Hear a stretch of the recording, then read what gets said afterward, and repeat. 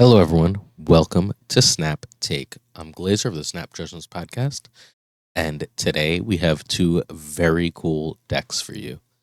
Everybody's been talking about Evolutionary, and everyone forgot the winningest card in the game. So we're going to talk about that. In addition, we have a great deal of $5 bundle, and I'm going to give you a deck that runs both of those two cards. That is pool 3 only. But before we go any further, I need you to like and sub. I also need you to check the tweet at the top of the description to this video for a giveaway that's one of 5 season passes and a grand prize. That giveaway is happening on a special Sunday video. So make sure you check it out. Make sure you're subbed. You're going to find out who won on that Sunday video. This is your last chance to enter before then. This is the last video reminder. Let's talk about Woolos's Value Town. This deck is sick. Everyone's so busy with High Evolutionary and Kitty Pride, they forgot how much more powerful it can be to fill your opponent's deck with rocks, stop them from playing things, and go over the top. This deck has a fairly simple playline in that it wants to fill your opponent's deck with rocks using Korg, Rock Slide, and then play a big DARKHAWK. It has Iron Lad to help cheat out multiple of the powerful effects. I keep winning with the game by copying Jeff with Iron Lad and just moving it into an unexpected lane. The deck also has 2 move cards, Nightcrawler and Jeff. If you move either on 5, you can play Miles Morales with Wave. You can also just play Jeff, Korg, etc., Nightcrawler with that wave on turn 5. That's obviously a phenomenal counter to Kitty Pride decks. This deck is one of the few decks in the meta right now that has an answer to Galactus because it has Arrow to pull that Galactus into a lane. It's usually not too hard to win initiative against Galactus decks once you've read that that's what you're facing. Most of the rest of this deck is fairly self-explanatory. Iron Lad copying fundamentally anything but Miles is at least good. America should be at the bottom of the deck. You shouldn't be able to copy that. But a surprise Arrow, surprise Doom, a 6-powered DARKHAWK, an earlier Wave, a Jeff or Nightcrawler for move, a Zabu for reduction, Korg and Rock Slide for rocks. Miles is fundamentally the only bad pull, and Miles is here again for that Wave play. Doom is obviously to get across multiple occasions. He's one of the best cards in the game right now. I just bought the Alex Ross White Doom, who looks absolutely beautiful. And America is, as always, consistency. Seeing cards on curve is extra important for Zabu decks. You want Zabu on 2 and Wave on 5 pretty badly here. You want to get Nightcrawler or Jeff out first so you see Miles to play with Wave. That's how this deck fundamentally wins. The one big concern that you're going to have on the last turn of the game is you have to read what your opponent is going to do when they're waved. You need to know Doom is not always the right answer. It very often is. Doom is, again, one of the best cards in the game, but it's not always correct. And when Doom isn't correct, you'll often want to play a more powerful DARKHAWK to try and win a lane. Sometimes you'll even play America there, and that's always surprising to the opponent. And once in a blue moon, you'll want to play an Iron Lad if you're pretty sure what you're getting is going to otherwise win you the game. This is one of the most powerful decks in the game.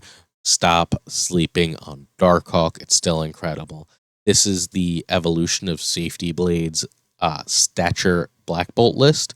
It is now finally tuned for the meta. It handles Galactus, it handles Kitty Pride, and it usually gets so big or moves so much that Evolutionary has trouble stopping it. It even has ways to reach into lanes. Stop sleeping on DARKHAWK. I still think it's the most powerful thing you could be doing, and if it's not, it's damn close. Now, every day, people ask me several of the same questions, so let's address them.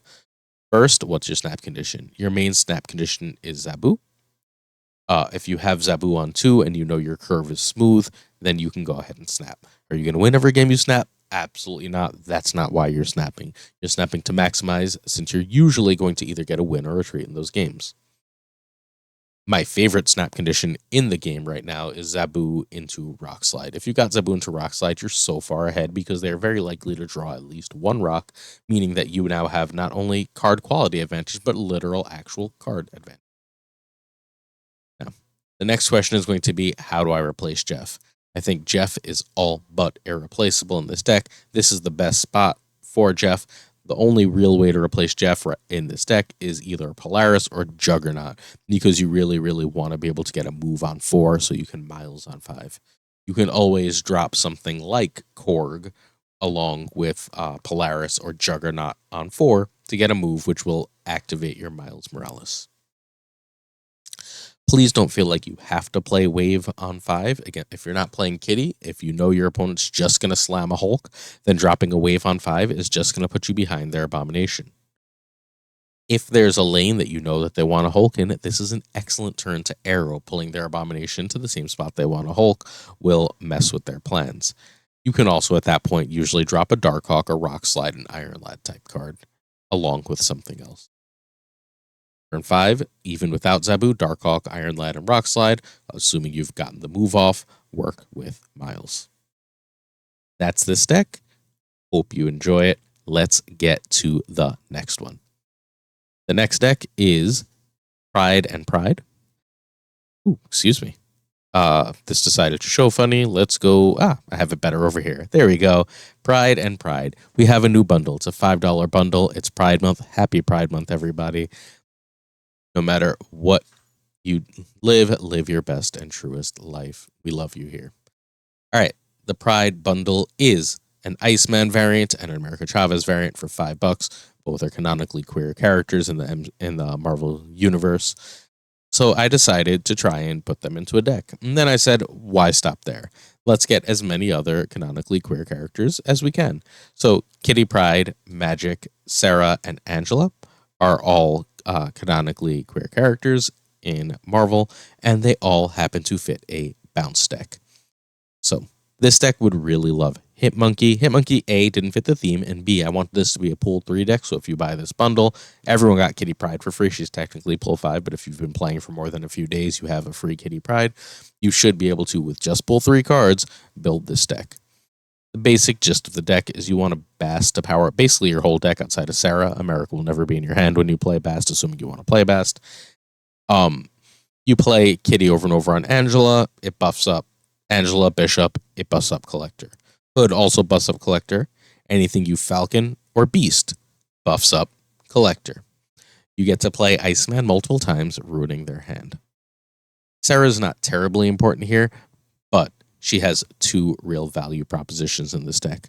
The first is, on turn 5, you're off, like, if assuming you have bounced back an Angela or Collector, you're going to want to be able to get them back down for cheap to play as many cards as possible on that last turn to confuse your opponent with where you're putting your power. The other use is why Magic is in the deck. Wave has traditionally, well, I guess not traditionally, but as of the past month, been absolutely crushing Kitty Pryde decks. Magic stops Wave. They wave, expecting to Hulk, expecting the game to end. You Magic, you just drop either Sarah or America. If you drop Sarah, you have a marvelously cheap last turn. If you drop America, you have 9 power on the board to then play a bunch of cards on the last turn. This is remarkably powerful. I do think that this deck really wants Hitmonkey, so if you have Hitmonkey, please put it in. Honestly, I'm probably taking out either Falcon or the Hood for Hitmonkey, but I think this is either a T1 deck or freaking real close. So I think you should try this out. It plays real smooth. And it's pull 3 only. Again, assuming you've been playing for longer than a week and have your free Kitty Pryde. If you don't have a free Kitty Pryde, let me know and I'll try and whip up a different deck for you. But at that point, you're also probably not pull 3 or don't have this level of pull 3 cards. So here we are. All right, cool. That's today's video. I hope you had a wonderful Friday. Again, happy Pride Month. We will be back Sunday with another video for you. We've got a really cool, again, Pool 3 only deck, the highest performing current Pool 3 only deck that I could find. With that Pool 3 deck, we'll have an extra deck. That one's a surprise. I think we broke Master Mold. And lastly, finally, we'll be doing the giveaway. See y'all Friday. Thank you so much for watching. Don't forget to sub.